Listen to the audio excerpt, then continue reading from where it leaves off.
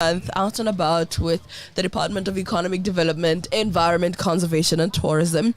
And, of course, the Honorable MEC Kinetsu Musinogi is launching Tourism Month.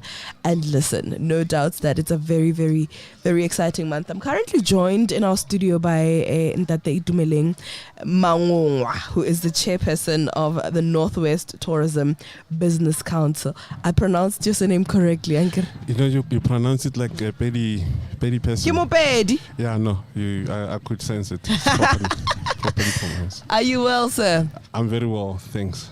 Thank you so much for taking the time to chat to me. Of course, he's the chairperson of the Northwest Tourism Business Council. Let's talk. It's so interesting for me just how broad the tourism sector actually is, and I love that we get to learn even more about the sector. Now we are taking it from the angle of the Business Council. What is the Northwest Tourism Business Council, and what is the objective as well of the Business Council? Okay. Northwest Tourism Business Owners Council. It's a group of tourism businesses within the province. Okay.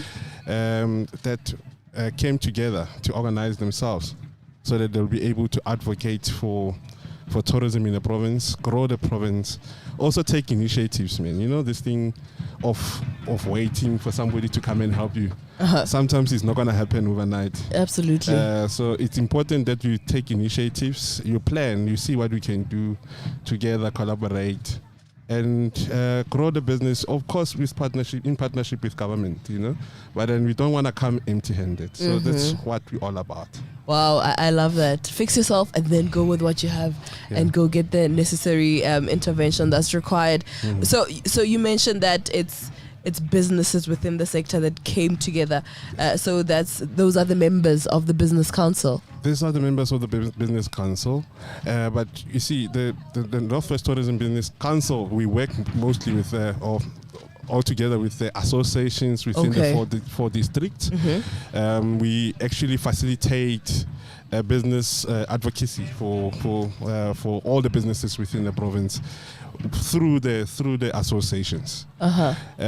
So we engage a lot with the chairpersons of associations, talk the strategy, and engage government and say, this is where we are. How can we work together? How can we collaborate? So that's the whole point of us existing. Maybe to take you back a little bit. Yes. We launched during COVID. When things were bad. When business was not business as usual. And then we remember the relief funds.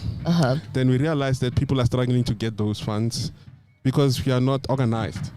Okay. So we thought, let's organize ourselves so that at least we speak in one voice.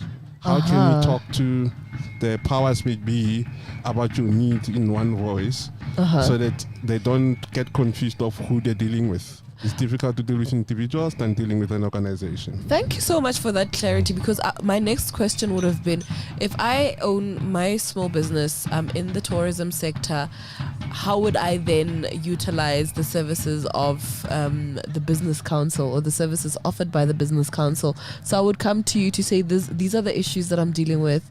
How do you then come in there?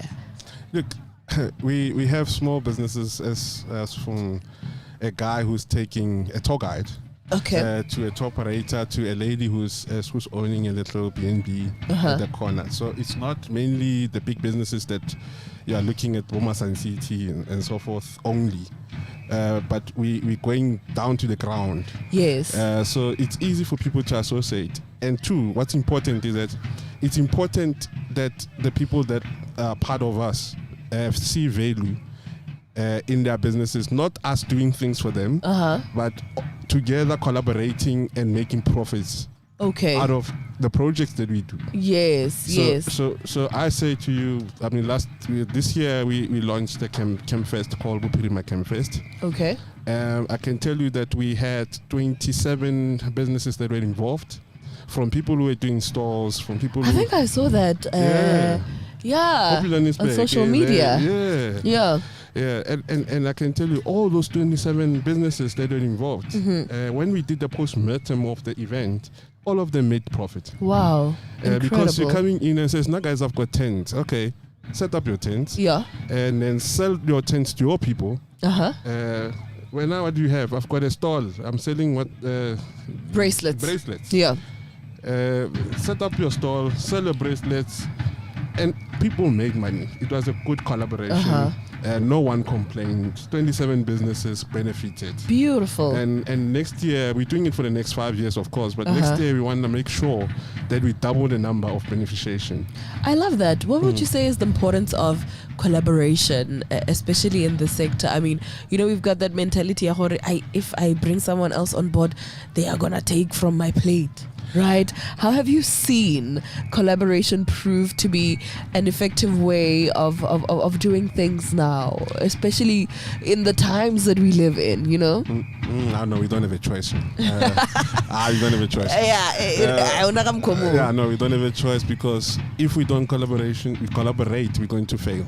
Yeah. We need to work together. We are here together. Launching the tourism month in Bukonubupirima. We came together from our corners, coming together to do one thing, to sell our province. We cannot sell our province as individuals. We're going to confuse the client or the customer or the traveler. So collaboration going forward, especially for recovery, it's very, very important. Wow, man. I love it. Thank you so much for that. I mean, there's no doubt. Obviously, everybody knows that this is one of the hardest hit, if not the number one hardest hit sector, in terms of COVID-19. Yeah, everybody knows. I think broke. some of the popular words for today are first to close, last to open. Everybody knows. When you think tourism sector, that's what comes to mind. Would you say that we are definitely, of course, as a sector back on, in fact, we've probably already now grasped a positive path towards recovery? Do you think things are finally, after a long time, starting to look up? Yeah. You know what? People want to travel. Yeah. People will travel. But it helped us to rethink tourism. It sounds like a cliche because it's our thing. But it's the truth. Yeah. Because really, there's the normal way of doing things, the old way of doing things, unfortunately, just does not work anymore. Over. So we far from the point of from recovery, full recovery. There are signs that tourism is picking up again. But it's domestic tourism that is picking up and carrying this sector. But in terms of an international market, we still have a little bit of work to do. Because countries, man, there's perceptions, especially the countries in Europe and so forth, about Africa. There's Ebola in Nigeria. They think there's Ebola everywhere in Africa. So there's things that we need to make sure work hard towards getting that market back into the country. But we learned our lessons. Our lessons are local market is very important. Absolutely. To us, and it means the way we price our packages or your B&B. You must price it knowing that the local market will be the one that is going to look after you when things are bad. Absolutely. We need to be able to afford these things. I mean, for the longest time, the conversation has always been that domestic travel is more expensive than international travel. So I think for the very first time, the conversation is changing and is changing for the better, and people are now opening themselves up. As we wrap it up, a word of encouragement is Tourism Month, man. I mean, give people some advice, give them a word of encouragement. Go somewhere, and also just a word of encouragement for those looking to join the sector, in terms of them, opening up businesses, in this sector. No, man, if you remember Mafi Gang, back in the days, early 60s, we are big in events, but also we also have nice attractions. Absolutely. People, and it's not far from our main customers, which is Gauteng Market. Yeah. It's just 30 minutes, an hour drive from here to Gauteng, or Gauteng to here. It's important for them to come and know and explore this beautiful province of ours. We don't only have Sun City, we have other products. Now we remove Vredefort, Stonehenge, very beautiful property with Vaal moving just next to it, river rafting, There's so many experiences, quad biking that you can do here. The place has tranquility, peace. It's stunning. It's stunning, you know. So there's so much to explore, and we believe that Bukonupirima is going to rise again. Absolutely. As we recover back to stability in the tourism sector. Love it. Thank you so much, man. Of course, we are still launching Tourism Month. Rise book Onibupirima Rise. Love that. Welcome if you've just joined in. Of course, we are coming to you live from the Stonehenge River Lodge. It's exciting times. We're here with DEDECT, of course, the Department of Environment Conservation and Tourism, Economic Development, Environment, Conservation, and tourism. I've been getting it right all day suddenly. But anyway, we're still coming to you live from here. Do keep an eye on our socials. More from our end, definitely still coming your way. Thank you, sir. Thank you for taking your time to have this conversation with me. Thank you. And there you have it. It's back to the music. Wa itse radio ya rona e botlhokwa thata e fetola maphelo a rona ka matsatsi le matsatsi. Radio that's in tune with its people. It's raining. People is my heart. People is my life. Radio that understands you. I love you, FM. Have a lovely day, everybody. In tune with the listener. In tune with you. So in tune with you.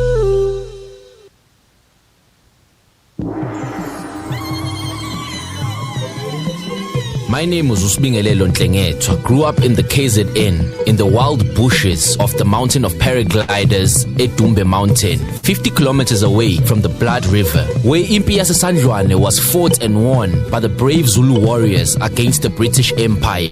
And that is what makes me the Zulu warrior.